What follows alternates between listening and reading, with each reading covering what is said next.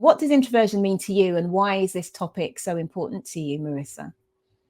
Yeah, great question. And, you know, when I saw your article, I just thought, yes, this needs to be talked about more. I guess let's start with how I think of introversion, and then I'll tie it back to the topic of inclusion. So for me, introversion is really where you get your energy from. So I think as an introvert, I sort of think of it almost as your kind of internal battery. So what helps you charge your battery? Is it being by yourself, having quiet times in quiet settings, or is it being in large groups in highly stimulating environments? Does your internal battery recharge, or does it drain? And I think introverts tend to be more inward focused. They're often reflecting more deeply on their thoughts and their feelings.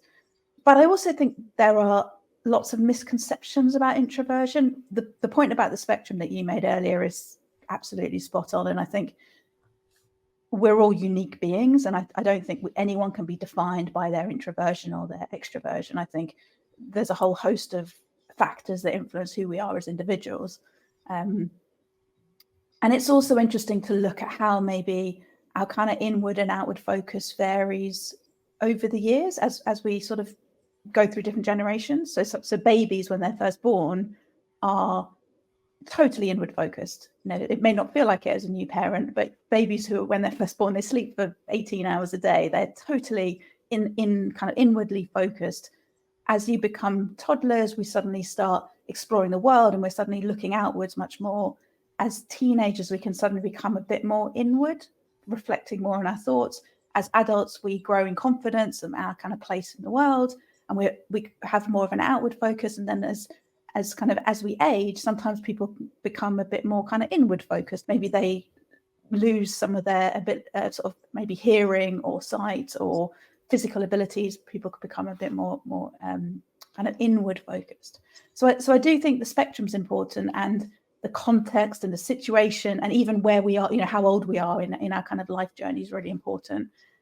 So one thing I would say is not to be defined by introversion, but to kind of recognize the differences between, you know, the kind of commonly associated differences between introversion and extroversion.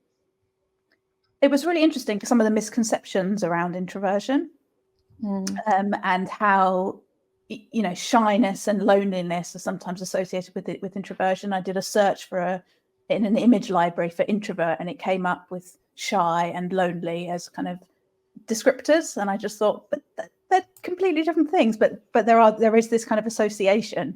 And I think that sometimes introverts aren't lacking social skills. They're not necessarily shy. It's a sort of a different thing. So I think it's important to kind of acknowledge your preference, if you like, and acknowledge where you might sit on the spectrum, potentially under different contexts, different situations, because I think it's helpful to help you put yourself in situations where you know you'll thrive and figure out where your areas for growth are. But I don't think it's that helpful to really kind of define yourself by, you know, your introversion or your extroversion, because I think we're all kind of rounded human beings, and there's lots of different factors that influence who we are.